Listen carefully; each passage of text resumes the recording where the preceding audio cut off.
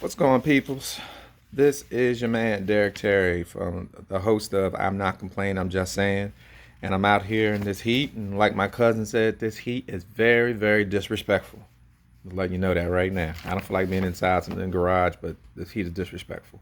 But anyways, I want to talk about the last episode. I had two guests on, and we talked about the Charles County Board of Public Safety as well as the Civilian Review Board, along with criminal justice reform. And typically, after every show, I look at the show probably two or three times. And as I looked at the show, sometimes you don't get an opportunity to address everything you disagree with in the show.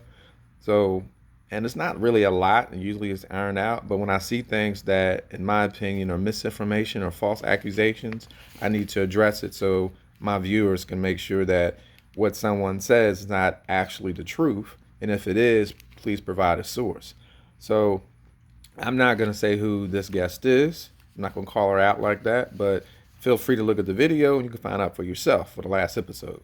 So what I want to get into just before I get into what my issues are with what she claimed is Sheriff Berry's positions on three key issues.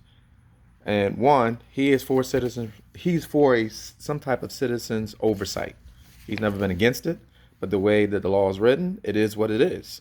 And if you don't like it, then you petition or whatever you need to do with the county commissioners, to push something to the delegates and thus bring to the Maryland General Assembly to change the law. That's what you need to do. No need in hounding Sheriff Berry because he doesn't control the law. Next thing is that Sheriff Berry supports body cams for all. If he gets all the funding, he can get all the cameras. That's a commissioner's issue as well. And then lastly, if there's anything that will enhance in criminal justice as a whole, not just law enforcement, then he's for it. Including mental health services. So just wanted to really briefly talk about that. So now let me get into some of these false or very misleading statements that one of my guests said. And one of them was that the sheriff should know what the issues are, even if you don't make a formal complaint, and even if you don't have a conversation or meeting with him. I want you to think about how absurd that sounds. It'll be like me being away for a week with my being away with my job, and then I come home, I walk in the house, my wife's upset with me, and she looks at me and says, "You should have known why I'm upset." I'm not going to know unless she tells me. So if there's no communication, I can't see how you can actually expect the sheriff to know. So if there's an issue, believe me, if you address it to him, I'm almost certain that he will address it. But you have to make him aware of what's going on. Next, she stated that he or the sheriff's department needs to be in the community to gain the citizens' trust.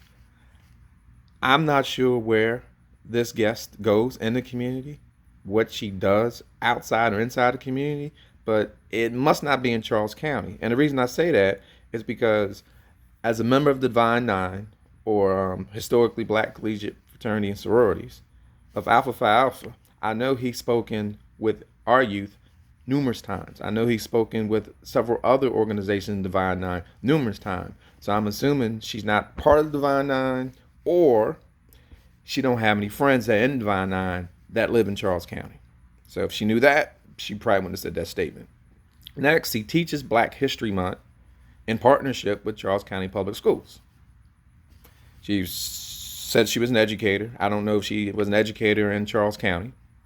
I was briefly, but I didn't have to be here that long to know that this is what he does. Also, he makes wellness visits to elementary and middle schools every year. Once again, I'm not sure where she taught in the county, but if you taught in Charles County, you know that Sheriff Berry makes these visits every year.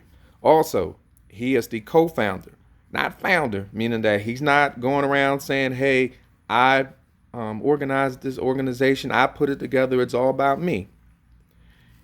He's a co-founder, meaning there's multiple people involved, of a nonprofit called End Hunger in Charles County. Also, The Sheriff's Department has several youth programs such as Teen Court, cadet program, criminal justice program, some of them to name a few.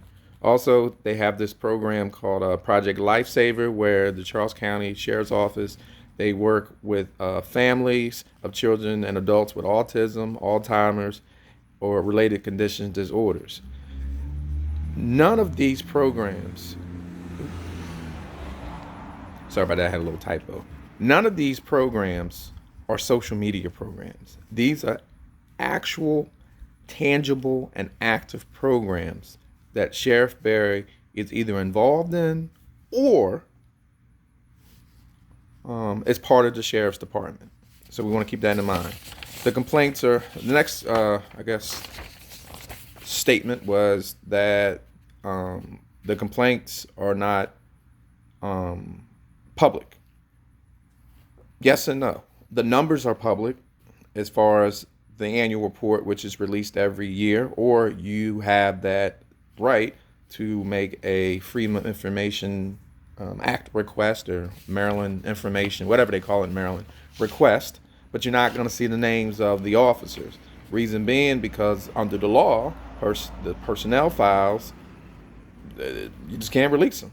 You know, I'm a former teacher, so they don't do it for teachers. They don't do it for government workers. They don't really do it for any personnel matter. But if you want that law to change, there's a process.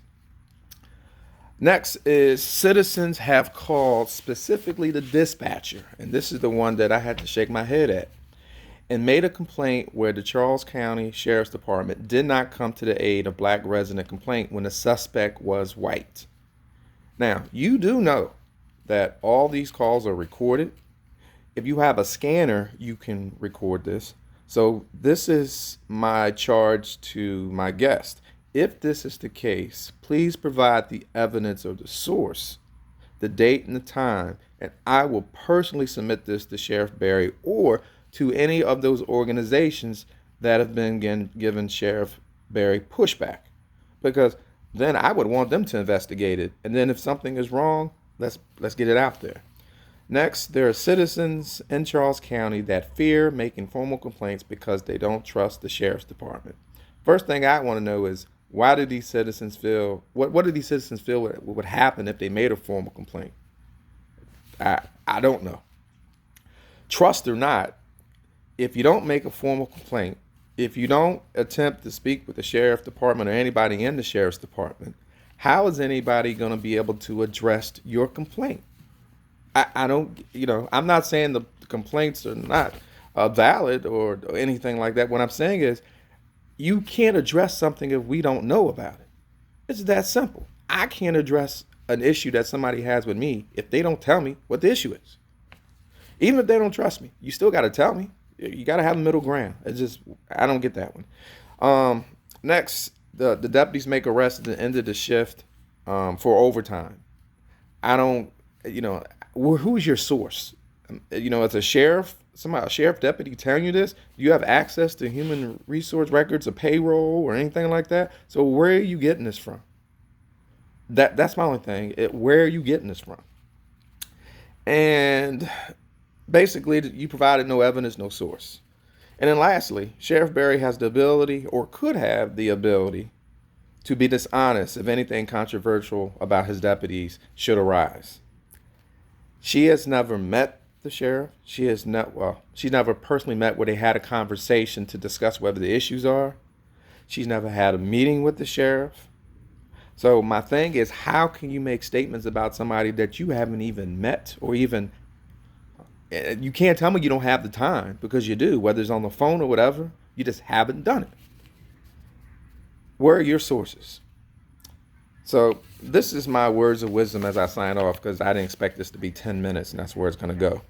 I'm just going to read it so I make sure I finish. Words of wisdom to the many organizations out there that are really trying to make a difference in the community. Don't let people or another organization use you for their own deceitful or divisive purposes. Your credibility is the only thing you have that costs you nothing. So watch out for those that look to capitalize on your success and or name. So Please join me for the next show where we will be talking about race, where we will have two individuals from Charles County. We will have a much needed, courageous, and yes, it will be intense, but we hope the conversation has some resolution to it. And that hopefully will be airing Wednesday. So please look out for that. Sorry for the long post, but I just want to make sure to clear the air because I don't like when people look at my show and then if you're gonna preach and talk about some things, then provide some sources. And I've had the conversations with Sheriff Berry. This individual has not. That disturbs me about anybody. If you're gonna talk about somebody, if you're gonna criticize somebody, at least have respect enough to have that conversation with the person. Peace and blessings.